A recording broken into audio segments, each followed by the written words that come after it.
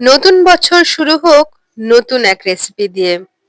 নমস্কার বন্ধুরা, এমজে রকমারি রেসিপিস চ্যানেলে সকলকে স্বাগত। নতুন বছরের শুরুতে মা বানালেন আমাদের সকলের ফেভারিট আলু দিয়ে মাটনের ঝোল। চলুন তাহলে আপনাদের সবার সাথে আজকে শেয়ার করব মায়ের রেসিপি আলু দিয়ে মাটনের ঝোল। আমি এখানে 700 মাংস ধুয়ে পরিষ্কার করে নিয়েছি। এরপরে আমি দিয়ে দেব 2 চামচ নুন। আমি 2 চামচ নিয়েছি, আপনারা নিজেদের স্বাদ অনুযায়ী নুন দেবেন।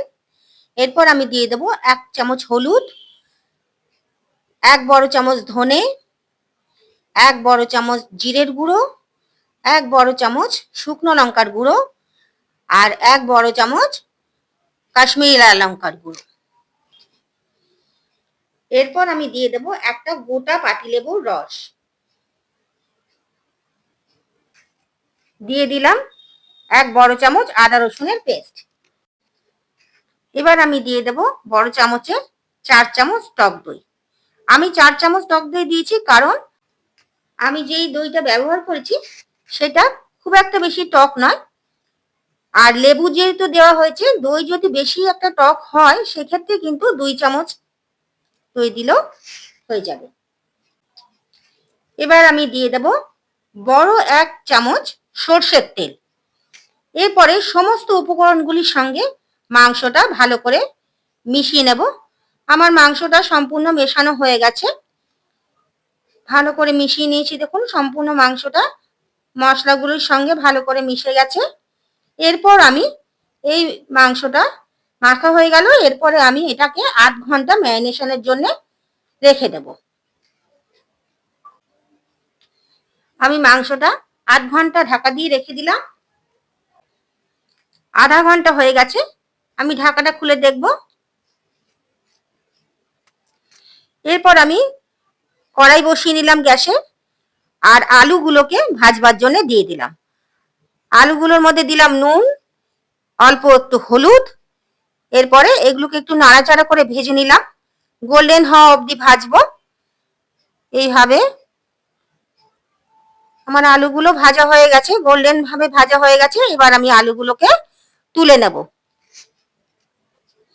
আলুগুলো তুলে নিলাম, সুন্দর ভাজা হয়ে গেছে। এরপর ওই কড়াইতে যে তেল ছিল তার মধ্যেই আমি 1 বড় চামচ দিয়ে দিলাম ঘি, আর ঘিটা গরম হলেই দিয়ে দিলাম এই গোটা গরম মশলাগুলি। একটু নাড়াচাড়া করে নিতে হবে। এরপরে আমি দিয়ে দেব অল্প একটু চিনি। চিনিটা কিন্তু মেল্ট হওয়া অবধি অপেক্ষা করতে হবে। চিনিটা মেল্ট হয়ে গেলে কালারটা খুব সুন্দর আসে। এরপর আমি দিয়ে দিলাম 3টে বড় পেঁয়াজ, ওজনে 300 গ্রাম হবে। সমস্ত পেঁয়াজটাই দিয়ে দিলাম। এবার হাই ফ্লেমে ভালো করে ভেজে নেব, গোল্ডেন হওয়া অবধি ভালো করে ভাজতে হবে। কনস্ট্যান্ট নাড়িয়ে নাড়িয়ে ভাজতে হবে। এই যে চেঞ্জ হয়ে আসছে একটু কালারটা, ভাজাটা সম্পূর্ণ হয়ে গেছে। এইবার এই পেঁয়াজ ভাজাটার মধ্যে আমি মাংসটা সম্পূর্ণ দিয়ে দেব। ভালো করে পেঁয়াজের সঙ্গে মাংসটা ভালো করে মিশিয়ে দিতে হবে। দেখুন একটু একটু করে জল বেরোতে শুরু করেছে। এই পর্যায়ে আমি 5 থেকে 10 মিনিট লো টু মিডিয়াম ফ্লেমে ঢাকা দিয়ে রেখে দেব। 10 মিনিট পরে আমি ঢাকনাটা খুলে দেব। এরপর আমি গ্যাসের ফ্লেমটা হাই করে মিনিট 5 মাংসটা কষিয়ে নেব। 5 মিনিট পরে দেখুন তেল বেরোতে শুরু করেছে চারধার দিয়ে। এরপরে আমি এর মধ্যে দিয়ে দেব ভেজে রাখা আলুগুলো। আলুগুলো ভালো করে মাংসের সঙ্গে মিশিয়ে নেব। আমি মাংসটা কুকারে রান্না করব, তাই জন্য এই পর্যায়ে আমি এবার মাংসটা কুকারে দিয়ে দেব। কুকারে মাংসগুলো দিয়ে দিলাম। আমি যেহেতু আলু দিয়ে মাংসের ঝোল করব, তাই জন্য এরকম বড় 1 বাটি জল আমি দেব।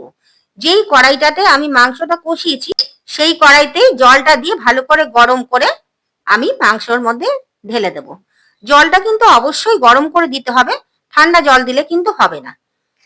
মাংসটা যেহেতু গরম আছে, ঠান্ডা জল দিলে স্বাদের অনেকটাই তফাৎ হয়ে যায়। ওই জন্য এটা কিন্তু মনে রাখতে হবে যে জলটা অবশ্যই গরম করে দিতে হবে। এই পর্যায়ে আমি কুকারের ঢাকনাটা লাগিয়ে দেব, আর 7 থেকে 8টা সিটি আমি দিয়ে দেব। 8টা সিটি দেওয়ার পরে স্টিমটা সম্পূর্ণ উঠে গেছে। এরপরে আমি ঢাকনাটা খুলবো কুকারে। কি সুন্দর কালারটা এসছে। এই পর্যায়ে আমি দিয়ে দেবো 1 চামচ গরম মশলা আর 1 বড় চামচ ঘি। ঘি গরম মশলাটা ভালো করে মাংসের ঝোলের সঙ্গে মিশিয়ে দেবো আর 10 মিনিটের জন্য আবার ঢাকা দিয়ে রেখে দেবো, যাতে ঘি গরম মশলার গন্ধটা খুব সুন্দর মাংসের সঙ্গে মিশে যায়। আমার আলু দিয়ে মাংসের ঝোল রেডি। দেখিয়ে দিচ্ছি, দেখুন মাংসটা কি সফট হয়েছে, খুব সুন্দরভাবে সেদ্ধ হয়ে গেছে। ভিডিওটি ভালো লাগলে অবশ্যই কমেন্ট করে জানাবেন। দেখা হবে আবার পরের ভিডিওতে আপনাদের সঙ্গে। সবাই ভালো থাকবেন। নমস্কার।